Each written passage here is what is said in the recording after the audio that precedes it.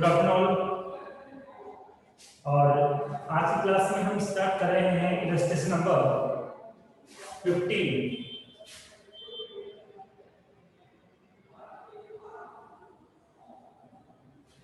Okay, कोई भी question हम करें तो उसकी कोई भी इंफॉर्मेशन मिस नहीं होनी चाहिए, नहीं छोड़नी नहीं आपको। बाय द वे, एक भी इंफॉर्मेशन अपनी रह जाती है उसका डायरेक्ट इफेक्ट अपना बैलेंस शीट पे होता है और उसकी वजह से बैलेंस शीट मैच नहीं होती। कई बार उसका effect income and expenditure account पे भी हो सकता है। सो आप हर क्वेश्चन की हर लाइन को, एवरी क्वेश्चन है उसकी ईच लाइन को आप क्लियरली पढ़ना, ठीक है। वन बाय वन आप पेन से टिक कर दिया करो कि हाँ ये लाइन कंप्लीट हो गई, ये लाइन कंप्लीट हो गई, ये लाइन कंप्लीट हो गई है, ठीक है। जो भी सीक्वेंस में आ रहा है पता लगा 4 पॉइंट अभी नहीं हुआ क्योंकि उसमें टिक मार्क नहीं था, तो आप लास्ट में उसको देख के उसका भी जो भी प्रॉपर एडजस्टमेंट आप कर सकते हैं। चलो स्टार्ट करते हैं अपना क्वेश्चन नंबर 15। और 15 की हम बात करें तो इसके अंदर भी receipt and payment account given है, एडिशनल इंफॉर्मेशन भी गिवन है और एज यूजुअल हमें यहाँ पर इनकम एंड एक्सपेंडिचर अकाउंट बनाना है। तो स्टार्ट कर देते हैं। हम कर रहे हैं कौन सा 15, ठीक है। तो income and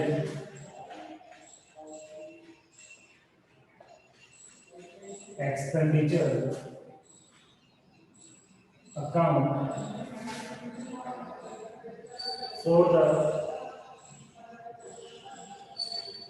year ending 31st March और जो अपना ईयर है 17 है।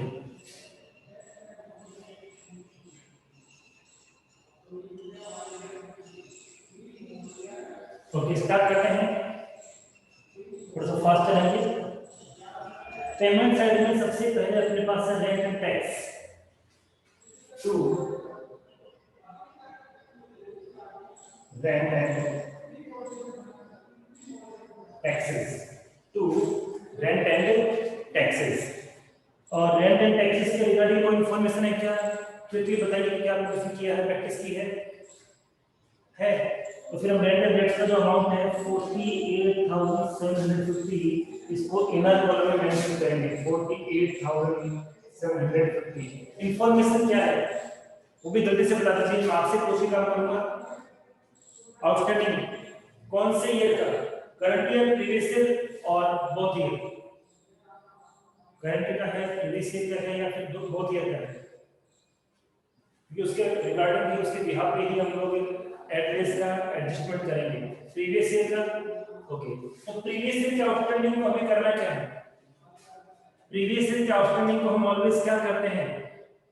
एड और less, absolutely correct. Always previous year के आउटस्टैंडिंग को लेस करते हैं और प्रीवियस ईयर का जो आउटस्टैंडिंग है उसका अमाउंट कितना है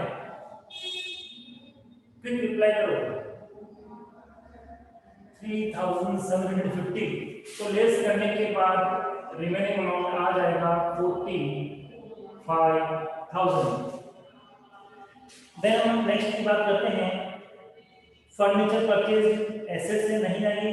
creditor for sports material, creditor for sports material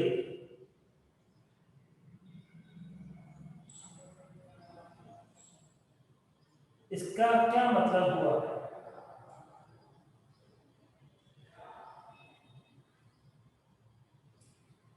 creditor for sports material, इसके नीचे ये भी है परचेज फॉर स्पोर्ट्स मटेरियल।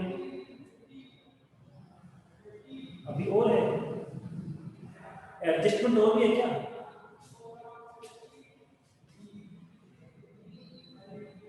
अच्छा, रेंट के रिगार्डिंग क्या इंफॉर्मेशन बता दीजिए। रेंट के रिगार्डिंग क्या है? रेंट एडवांस है करंट ईयर में, प्रीवियस ईयर में? रेंट करंट ईयर में एडवांस है या फिर प्रीवियस ईयर में? करंट ईयर में एडवांस है तो लेस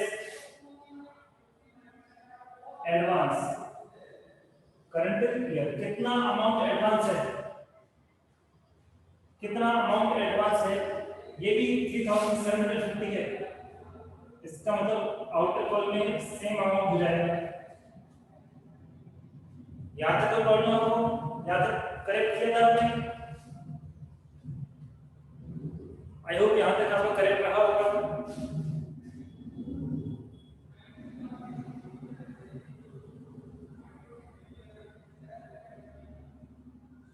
सॉरी मैंने मिस्टेक कर दी, लेस गलत कर दिया। 41,250।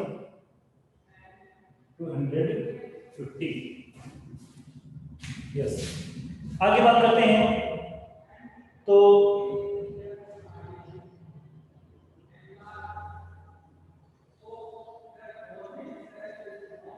परचेज ऑफ स्पोर्ट्स मटेरियल है, और परचेज में क्रेडिट फॉर स्पोर्ट्स मटेरियल भी यूज किया हुआ है और परचेज फॉर स्पोर्ट्स मटेरियल दोनों में यूज किया हुआ है। Creditor for sports material use करने का रीजन ये है कि हमने पेमेंट साइड में मेंशन है, इसका मतलब हमने इनको पेमेंट किया है। इनको पेमेंट किया है क्रेडिटर को, मींस प्रीवियस ईयर में हमने या फिर करंट ईयर में, ईयर तो गिवन नहीं है, करंट ईयर में हमने कुछ क्रेडिटर को जिनसे हमने credit based sports material purchase किया था उनको पेमेंट किया है। क्लियर? तो हम सबसे पहले यहां limit to sports material. Clear? अब यहाँ पे कौन सा लिखें? तो सबसे पहले मुझे बताइए स्पोर्ट्स मटेरियल के रिगार्डिंग कोई भी इंफॉर्मेशन गिवन है या नहीं है। तो हम देखेंगे तो नीचे जो अपने पास एडिशनल इंफॉर्मेशन है वहां पे I think sports material regarding information given होनी चाहिए।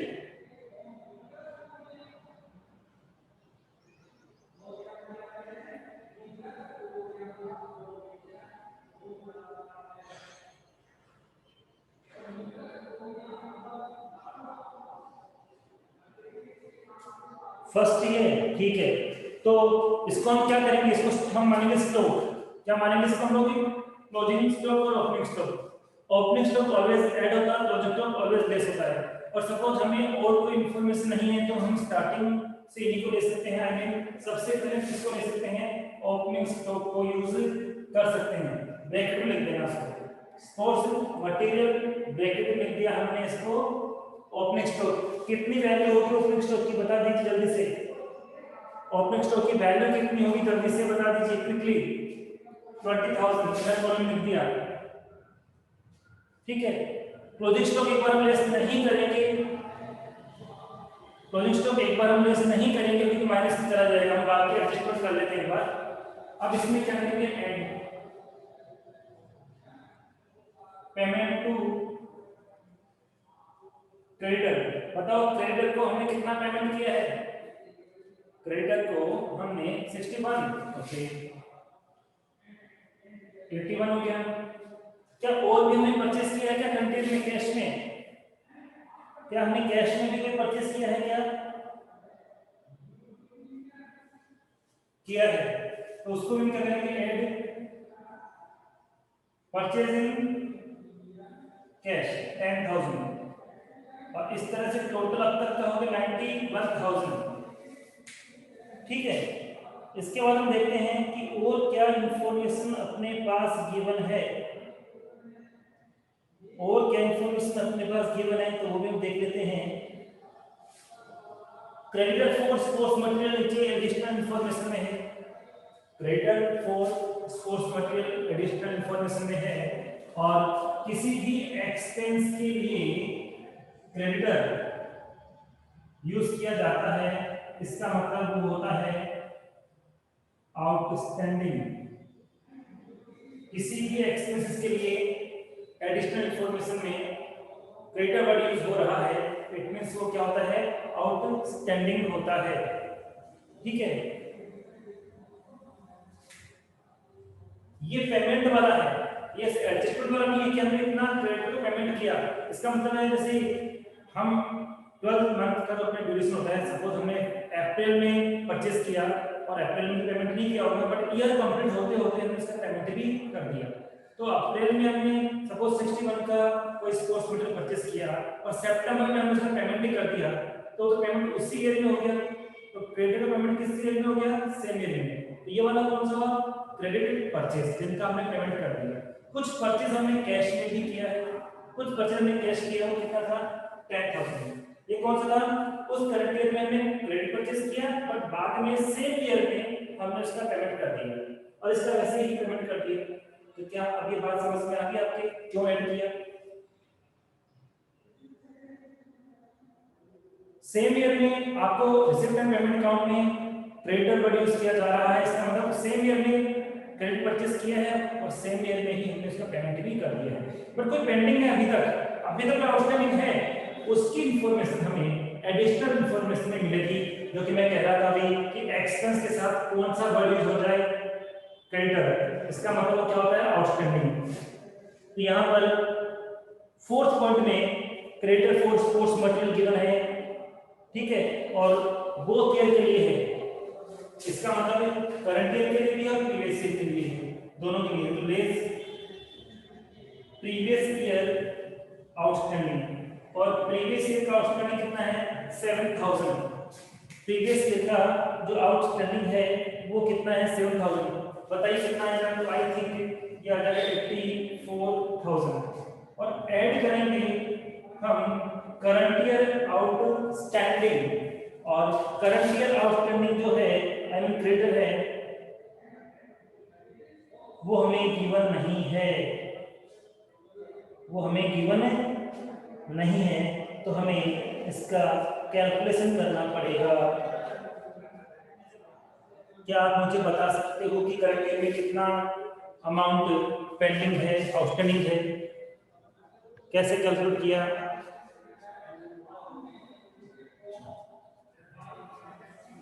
कैसे कैलकुलेट किया? दे रखा है? कहाँ दे रखा है? मेरी बुक में नहीं दे रखा है, एक्चुअली मैं इसलिए कह रहा हूँ। मेरी बुक में क्वेश्चन मार्क लिखा हुआ है, आपकी बुक में दिया है, अच्छी बात है। मेरी बुक में क्या लिखा हुआ है? ऐसे लिखा हुआ, सबके सामने मिस्टेक है, मेरी बुक में मिस्टेक है। तो दिया हुआ है कितनी है? 14,750। बताओ ऐड करने के बाद कितना आ जाएगा? 750। तो ये हो गया, ये हो गया, और 9 ये हो गया। क्या कोई और एडजस्टमेंट स्पोर्ट्स मटेरियल का पेंडिंग है? Any adjustment pending about sports material? According to me एक टॉपिक अभी पेंडिंग है, absolutely this closing stock. And how much amount of closing stock of sports material? 25,000 rupees. तो आप मुझे बताइए कि लेस करने के बाद कितना अमाउंट आएगा? लेस करने के बाद कितना अमाउंट आएगा? जल्दी से बता दीजिए।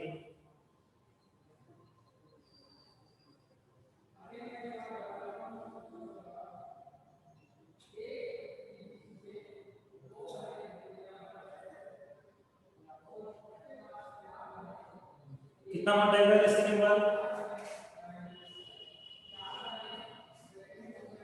क्लोजिंग स्टॉक लेस करने के बाद जल्दी से अमाउंट बता दीजिए कितना आएगा? 750, यहाँ हो गया 3 और यहाँ पे हो गया 7। क्या सारी इंफॉर्मेशन कंप्लीट हो चुकी है? क्या सारी इंफॉर्मेशन कंप्लीट हो चुकी है या अभी भी कोई इंफॉर्मेशन पेंडिंग है? सेल किया तो सेल का क्या इफेक्ट पड़ेगा ये बता दीजिए। सेल का इफेक्ट क्या होगा जल्दी से बता दीजिए। लेस होगा, एब्सोल्युटली लेस होगा। कितना सेल किया हमने? सेल कितना स्पोर्ट्स मटेरियल सेल किया हमने? 20,000 रुपीस का सेल कर दिया। इसका मतलब अभी भी अपने पास जो है वो है 53,750। क्या सबके समझ में आ गया यहाँ तक? क्या सबके प्रॉपर वे में इजीली समझ में आ गया सारे एडजस्टमेंट? ठीक है, चलो नेक्स्ट की बात कर लेते हैं हम लोग। नेक्स्ट इंफॉर्मेशन अपने पास से cost of prize awarded. Cost of prize awarded मतलब हमने कोई भी टूर्नामेंट या कोई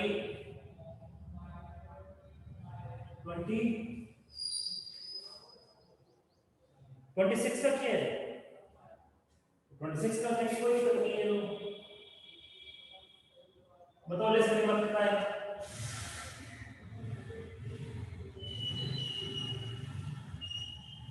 वन सेकेंड, आप अपनी बुक में चेक करना क्या सभी की बुक में 26 है क्या सेल का अमाउंट, क्या सभी की बुक में 26 है क्या सेल का अमाउंट।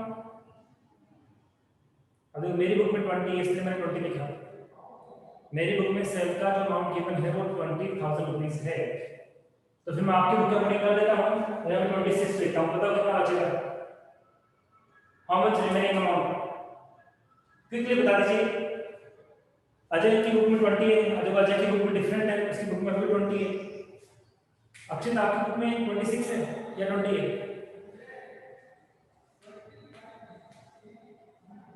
तो आप, मैं 26 वाले कर रहा हूँ ना अजय, आप जब करो इस क्वेश्चन को आप मैं 20 यूज करना, बाकी लोग 26 यूज कर लेना, ठीक है। ये बुक की चेंज की वजह से ऐसा हो रहा है। तो 26 लेस करने पर कितना आएगा, 73,750 में से 26 लेस करेंगे तो कितना होगा,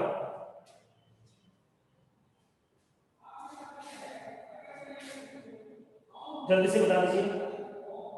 एक बार मुझे आप बताइए आपकी बुक के अकॉर्डिंग इनकम एंड एक्सपेंडिचर का फाइनल आंसर कितना है, उसे पता लग जाएगा कि ये मिसप्रिंट है या फिर आंसर के अकॉर्डिंग पता लग जाएगा मिसप्रिंट है क्या, आपका फाइनल आंसर क्या है, आई मीन सरप्लस क्या है। मेरी बुक में जो सरप्लस आएगा फाइनली 95,600 आएगा। इसका मतलब ये है कि ये 26 नहीं है, ये 20 ही है, आपको 20 करना है इसको। संजू और अक्षित आप अपनी बुक में इसको 20,000 रुपीज कर लीजिए, 26 नहीं है ये, ठीक है। तो 20 कर दो इसको, लोग 53,750। आगे चलते हैं। तो price cost of price avoided किया है 20,750 और हमारे पास इधर भी इंफॉर्मेशन है इसके लिए, donation for price fund interest क्या करना पड़ेगा इसका, मैंने आपको अर्लियर एक्सप्लेन किया है क्या करना है इसका। प्राइस फंड का जो एक्सपेंस है क्या हम इसको इनकम एंड एक्सपेंडिचर अकाउंट में रिकॉर्ड कर दें, यस और नो, बैलेंस शीट में, व्हाई, आपका आंसर करेक्ट है, but I want to know the reason about this. आपका आंसर बिल्कुल करेक्ट है, मुझे रीजन जानना है कि आप क्यों मना कर रहे हो, मैंने आपको पहले समझाया, आपको पता भी है, बट एक बता दीजिए इसका क्या रीजन है कि हम इसको बैलेंस शीट में ही लिखेंगे इसमें नहीं लिखेंगे। बिल्कुल सही, किसी भी पर्टिकुलर एक्सपेंस के लिए वर्क के लिए फंड बना होता है वो लायबिलिटीज होती है, और मैंने कहा था कि उसका पॉजिटिव बैलेंस है तो वो लायबिलिटीज में रहेगा, but by the way negative balance हो जाता है उस केस में हम इसको इनकम एंड एक्सपेंडिचर अकाउंट में रिकॉर्ड कर सकते हैं। तो इसको बात करेंगे, आगे चलते हैं कि आगे क्या इंफॉर्मेशन है। मैच एक्सपेंसेस, इसका क्या करना है बताइए, इसकी इंफॉर्मेशन है या नहीं है, मैं इधर लिखूंगा, मेरा बोर्ड फिल हो गया, मेरा पेज फिल हो गया मेरा। मैच एक्सपेंस हो गया, पेज में क्या करना है, अपलोड किए लिंक सेंड किए, ये फाइल आ रहा है तो हमने क्या करना है इसके बारे में, हां है ना, सेंड कर दो।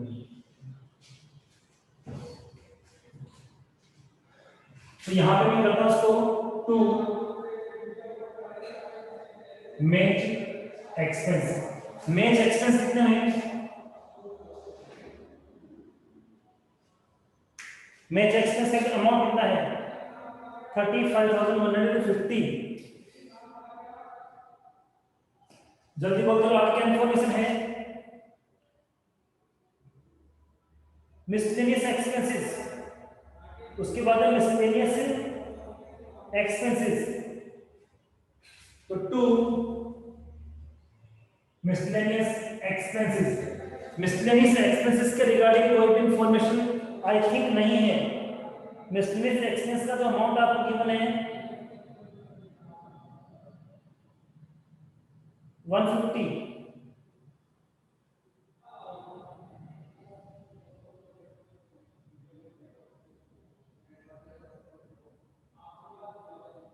क्या इसके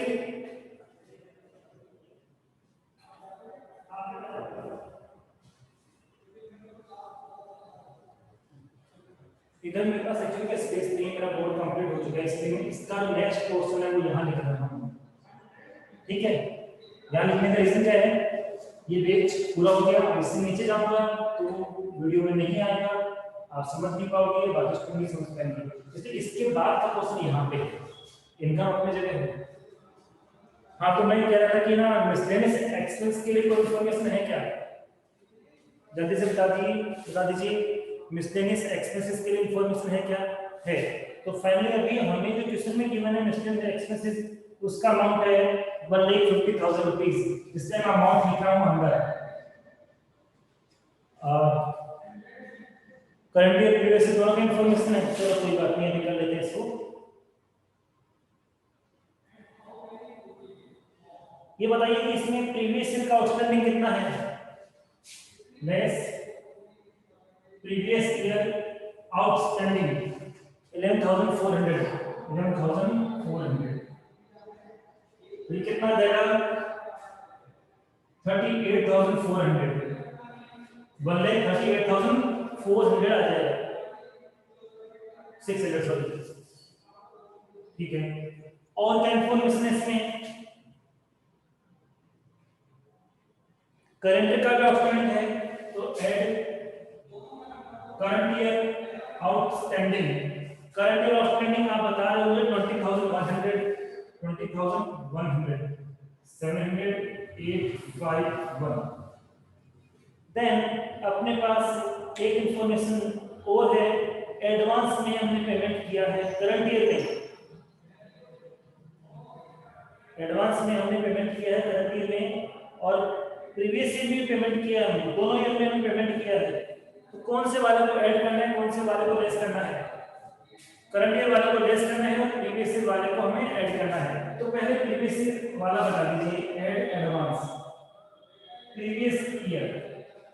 प्रीवियस ईयर का एडवांस आप मुझे बता रहे हो 3,750, तो ये हो जाएगा आपका 0,54261, और उसमें से लेस कर देंगे एडवांस करंट ईयर का, और करंट ईयर का एडवांस है 4,250, 4,250। तो बताओ कितना अमाउंट बैलेंस में आएगा, आई मीन कितना अमाउंट बचेगा? तो 158,200।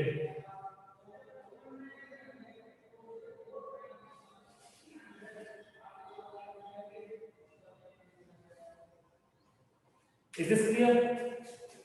और लास्ट में इसमें है हमारे पास बैलेंस एक्ससीडी वो आएगा नहीं, बताओ कौन सी इंफॉर्मेशन रहेगी? अब डायरेक्टली आप एडिशनल इंफॉर्मेशन में जाके बताइए कि पेमेंट से related depreciation, okay, to depreciation, किसके ऊपर डेप्रिसिएशन चार्ज करना है? आई थिंक इसकी इंफॉर्मेशन ऑलरेडी गिवन होगी।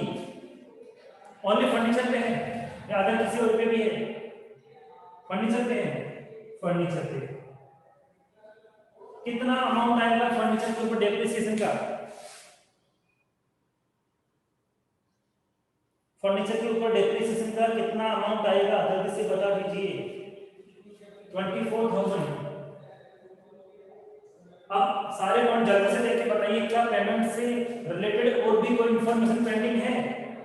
जल्दी से सारी इंफॉर्मेशन देख के बताइए, पेमेंट से रिलेटेड और भी कोई इंफॉर्मेशन पेंडिंग है या नहीं? नहीं है तो बात करते हैं इनकम साइड की, बात करते हैं इनकम साइड की। इनकम साइड में सबसे पहले हमारे पास है बैलेंस शीट कितना है, सब्सक्रिप्शन बाय सब्सक्रिप्शन हम केवल करंट ईयर का लेंगे 3,36,000, और सब्सक्रिप्शन के लिए ऑलरेडी इंफॉर्मेशन आपको मिलेगी।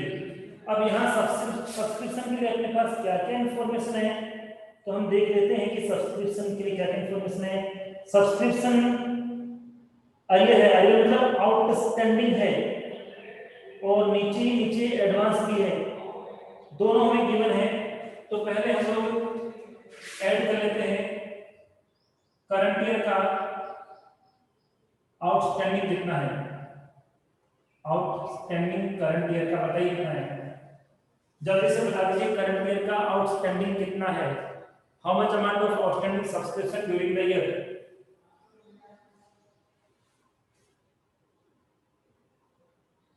₹17,000। ये हो गया 3,53,000। प्रीवियस ईयर का कितना है? क्या उसको हमें लेस करना है क्या? मुझे बताइए, क्या प्रीवियस ईयर का लेस करना है या नहीं है? नहीं करना। बिल्कुल सही, क्यों नहीं करना? क्योंकि हमें टोटल अमाउंट नहीं लिया है, हमने ओनली करंट का लिया है, इसलिए कुछ करना नहीं है। इसके प्रीवियस ईयर में जो एडवांस लिया था उसका भी कुछ करना है क्या? प्रीवियस ईयर में कुछ जो एडवांस हमें रिसीव हुआ है ऐड करना है absolutely, because this is related to current year. Advance previous year, advance previous year. How much amount of advance? 7,000 rupees, 360। तो सब्सक्रिप्शन का जो अमाउंट आ जाएगा वो कितना आएगा? 3,60,000। Any doubt? Any doubt? Okay, आगे बढ़ते हैं। सब्सक्रिप्शन के बाद जो हमें इंफॉर्मेशन गिवन है, सेल ऑफ कोर्स मटेरियल ये हो चुका है। एंट्रेंस फीस, एंट्रेंस फीस के रिगार्डिंग कोई इंफॉर्मेशन है या नहीं? Any information given about entrance fees है? What is information? What types of information given about entrance fees?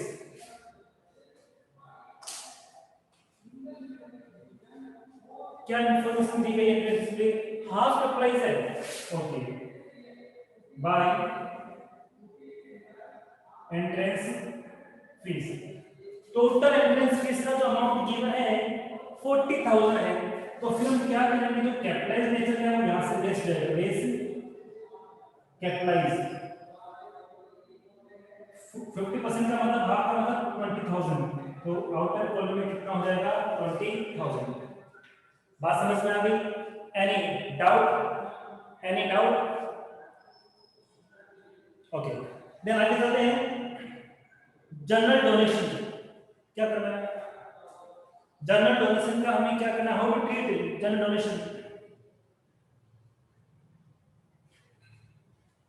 Very good, क्योंकि general donation, general legacy, general लगते ही ये रेगुलर नेचर का हो जाता है, तो बाय जनरल डोनेशन। कोई इंफॉर्मेशन है क्या इसके रिगार्डिंग?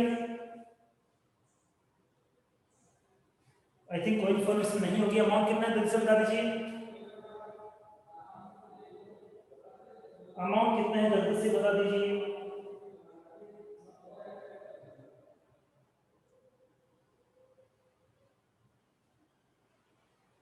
$20,250। आगे बात करते हैं। देन अपने पास इंफॉर्मेशन गिवन है इंटरेस्ट ऑन प्राइस फंड। क्या करना है? इंटरेस्ट ऑन प्राइस फंड का क्या करना है? कुछ नहीं करेंगे, क्योंकि ऑलरेडी हमारे पास क्या बना हुआ है? प्राइस फंड ऑलरेडी बना हुआ है, इसलिए हम इसका कुछ नहीं करेंगे। बैलेंस शीट में ही लायबिलिटीज में इसको हम लोग एडजस्ट करेंगे। इन्वेस्टमेंट एसेट्स है, इसका पूरा नाम है interest on price fund investment, तो ये इसी का रजिस्टर होगी। मिसलेनियस रिसिप्ट्स, मिसलेनियस रिसिप्ट्स, इसका हम क्या करें? बताओ, अदर इनकम लिखना है इसको भी। By miscellaneous receipt 1700। क्या यहां तक जो मैंने बताया इसमें कोई डाउट है तो आप मुझे बता दीजिए।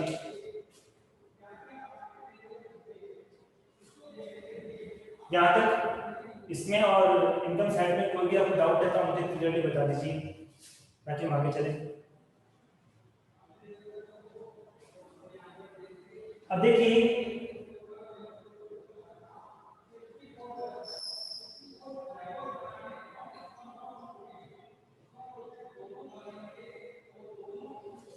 हमने कितने का स्पोर्ट्स मटेरियल सेल किया? हमने कितने का स्पोर्ट्स मटेरियल सेल किया? 20 का।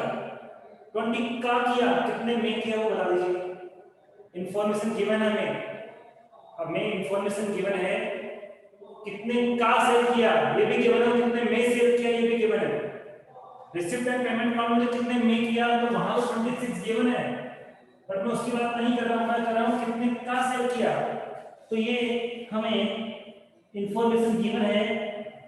सबसे लास्ट में book value cost material sold was ₹20,000, तो 20,000 का था, 20,000 का वो था, बेचा कितने में ये हमें रिसिप्ट एंड पेमेंट अकाउंट में गिवन है। बताइए कि स्पोर्ट्स मटेरियल को बेचने से प्रॉफिट हुआ है या लॉस हुआ है? प्रॉफिट हुआ है। क्या करना है और कहां लिखना है, कहां लिखना है इसको, एक्सपेंस साइड में या इनकम साइड में? इनकम साइड में, by profit on sale on sports material. क्या ये पॉइंट समझ में आ गया आपके? लेस कर दिया, बिल्कुल सही कर दिया, बट 20 तो लेस किया ना, बट 20 को हमने कितने में सेल किया है? 26 में। तो एक्स्ट्रा 6,000 उसका क्या करना है? तो किसी भी एसेट्स को हम सेल कर रहे हैं, जितने में सेल किया उसको तो नहीं कम करना है, इतने का तो कम हो गया, लेकिन वो कितना एक्स्ट्रा हमें बेनिफिट देके क्या उस प्रॉफिट को भी हम लिखना है। हमने वहां 26 लेस नहीं किया है, हमने 26 लेस नहीं किया है। आपने कितने का सेल कर दिया, कितने का कॉस्ट मटेरियल कम हो गया, 20 का कम हुआ, वो हमने कम कर दिया, बट 20 में नहीं सेल किया, 20 में सेल नहीं किया, हमने 26 में सेल किया, तो 20 का कम कर दिया ताकि हमें पता लगे कि फाइनल हमारे पास कितना स्टॉक बचा हुआ है, इतने का स्टॉक बचा हुआ है, हमारे पास साढ़े कितने का बचा, इतने का बचा हुआ है, तो 20 कम हो गया। पर जो 20 का सेल किया वो तो 26 में सेल किया ना, 20 का किया 26 में किया, तो इसमें कितना एक्स्ट्रा अमाउंट हमने अर्न किया 6,000। और उसकी लास्ट में देखिए ब्रैकेट में बना हुआ है मिसलेनियस एक्सपेंसेस के बाद में, मिसलेनियस एक्सपेंसेस के जस्ट बाद में इंफॉर्मेशन गिवन है। मिसलेनियस इंफॉर्मेशन के बाद मेरी बुक में है, मैं आपको उसका स्क्रीनशॉट जैसे कल मैंने सेंड किया था, मैं स्क्रीनशॉट इसका सेंड कर दूंगा आपको, ठीक है? इस क्वेश्चन का भी नेक्स्ट क्वेश्चन का स्क्रीनशॉट, और मैं सोच रहा हूं कि दोनों क्वेश्चन का आंसर भी सेंड कर दूं ताकि फिर हम लोग जल्दी से नेक्स्ट चैप्टर स्टार्ट कर सकें। मेरी बुक में गिवन है, आपकी बुक में आई थिंक वो मिसप्रिंट हो गया होगा और इसी वजह से आपको प्रॉब्लम भी आ रही होगी।